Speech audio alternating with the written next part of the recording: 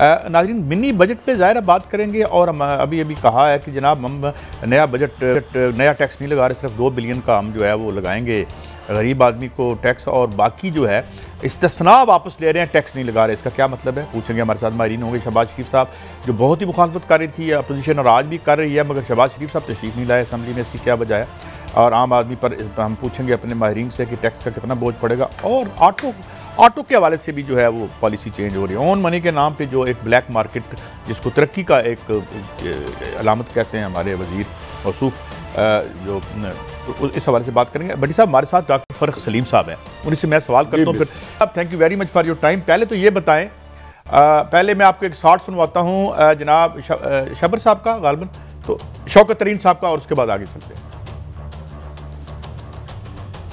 जो गरीब आदमी या आप आम आदमी, मैं गरीब की भी नहीं बात करूं, आम आदमी के ऊपर 2 अरब रुपए के सिर्फ टैक्स लग रहे हैं, सिर्फ 2। खोदा पहाड़ निकला चूहा, मतलब 3, पहले तो 700 अरब रुपए की बात हो रही थी, उसको निकाल के 343 बिलियन हुआ, उसमें से कॉमन मैन पे 2 अरब रुपए। इससे अगर महंगाई बढ़ जाएगी इस 2 अरब से, तो फिर मेरा ख्याल में हम बात सही नहीं कर रहे ना।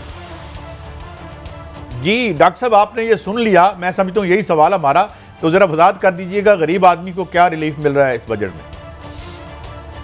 देखिए, हर पाकिस्तानी, जो मैं आपको 9 या 10 आइटम गिनवा देता हूँ, अगर वो इस्तेमाल नहीं कर रहा तो आप समझिए कि उसके ऊपर किसी किस्म का बोझ नहीं पड़ेगा।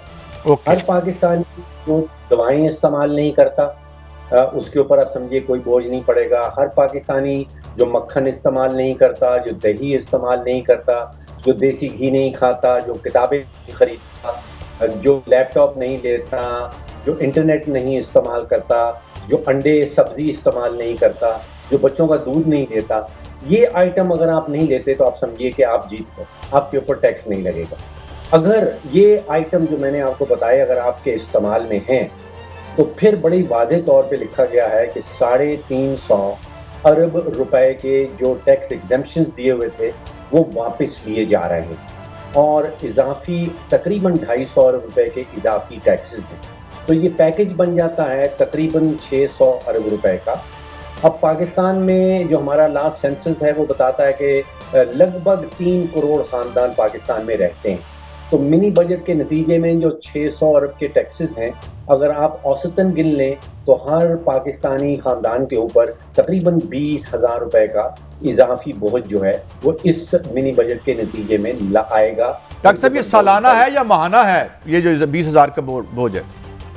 सालाना। ये सालाना आप समझिए कि अगले 6 महीने तक, क्योंकि ये 6 महीने माली साल के गुजर गए हैं, तो अगले 6 महीने तक आप समझिए कि 6 महीने का इजाफी 20,000 रुपए का बोझ जो है वो इजाफी आएगा।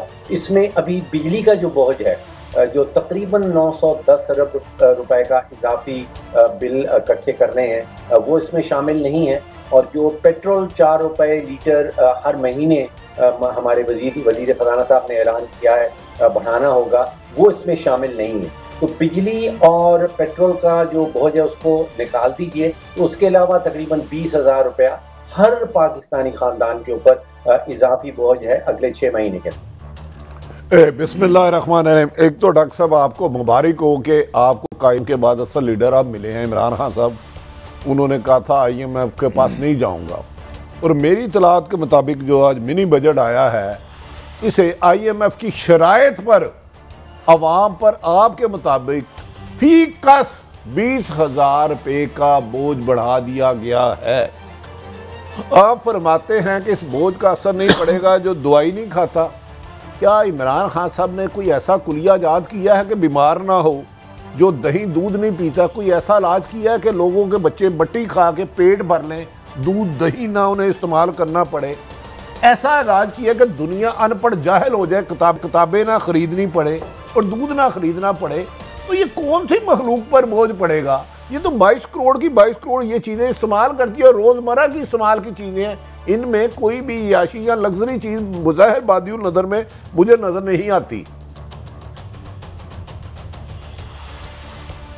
जी डॉक्टर साहब।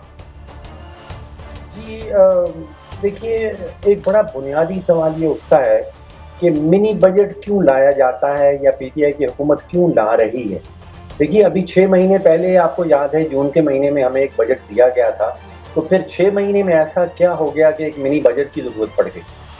अब बजट को अगर आप सिंपल तरीन कर लें, इसको पेचीदा ना समझें, इसमें सिर्फ और सिर्फ 2 चीज़ें होती हैं।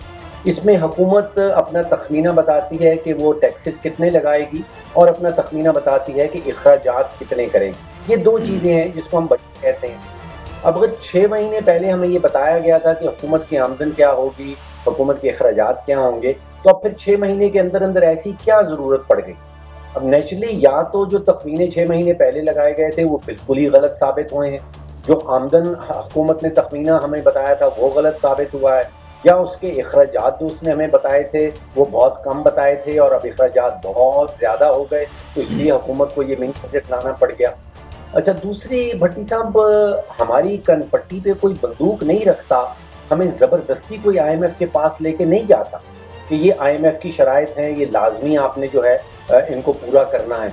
हम IMF के साथ IMF के पास मजबूरी जाते हैं।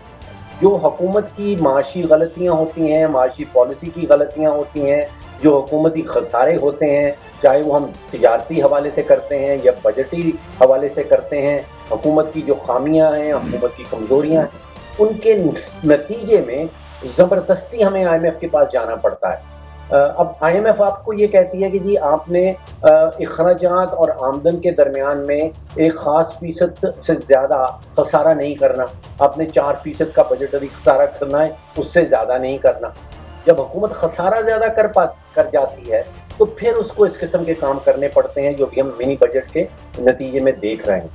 लेकिन मेरा खदशा भट्टी साहब बहुत ज़्यादा ये है कि इतना बोझ ऑलरेडी पाकिस्तानी अवाम पे पड़ चुका है, कमरें उनकी टूट चुकी हैं, किसी किस्म का वो जो सोशल अनरेस्ट जिसको कहते हैं कि खुदा ना करे लोग जो हैं वो सड़कों पे निकल आए इस मिनी बजट के नतीजे। अच्छा डॉक्टर साहब, मेरी रहनुमाई फरमाएं, शौकत तरीन साहब बड़े हमारी तरह एक मिडिल क्लास के आदमी, आप उन्हें आम आदमी कहेंगे या गरीब आदमी कहेंगे, ज़रा रहनुमाई फरमा दें, क्योंकि 95% लोगों की इनकम 30,000 से कम है। तो मेरे मोहतरम वज़ीर आम आदमी की कैटेगरी में आते हैं या गरीब आदमी की, ताकि उनके लिए तो बजट और मेरा बजट फ़र्क होगा ना। देखिए, औसतन आमदन भट्टी साहब इस वक्त पाकिस्तान में 16,000 रुपये फीकस।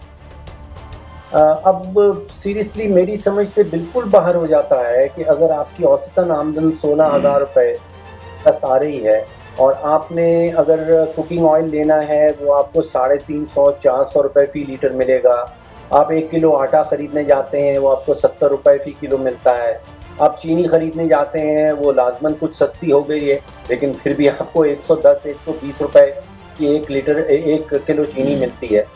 अपने मोटरसाइकिल पे बैठते हैं, आप पेट्रोल पंप पे चले जाते हैं तो वो आपको क्या 146 रुपये का 150 रुपये का आप उसके अंदर 1 लीटर पेट्रोल डलवा लेते हैं।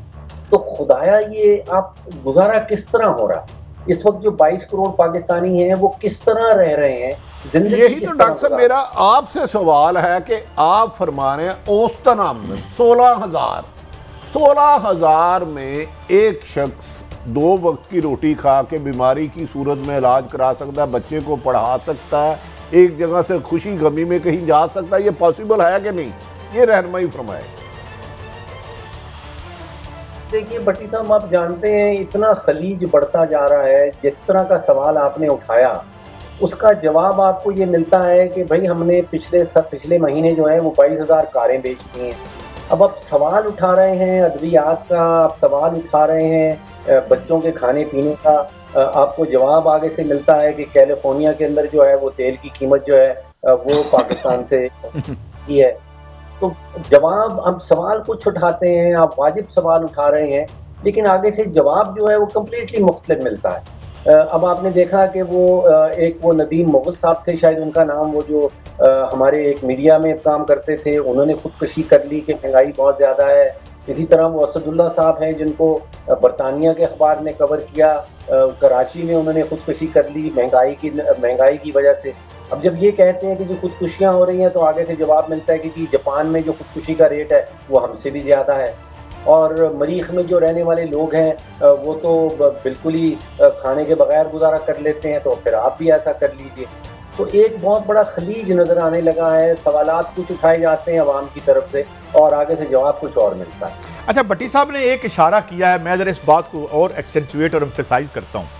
ये लोग जो हमारा बजट बना रहे हैं, जो इनका तबका, जो इनका इनकम इंडेक्स है, ये तो 5,000 रुपये का लीटर पेट्रोल भी इनको नहीं चुभता।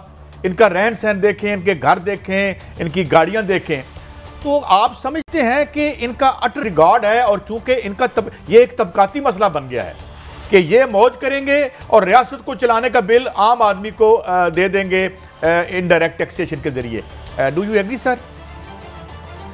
कि आपको याद हो कि जब हम when we were growing up, बचपन में वो कहानियां सुना करते थे, रॉबिन हुड की कहानी सुनाई जाती कि वो अमीरों से पैसे छीना करता था और गरीबों की जेब में पैसे डाल दिया करता था।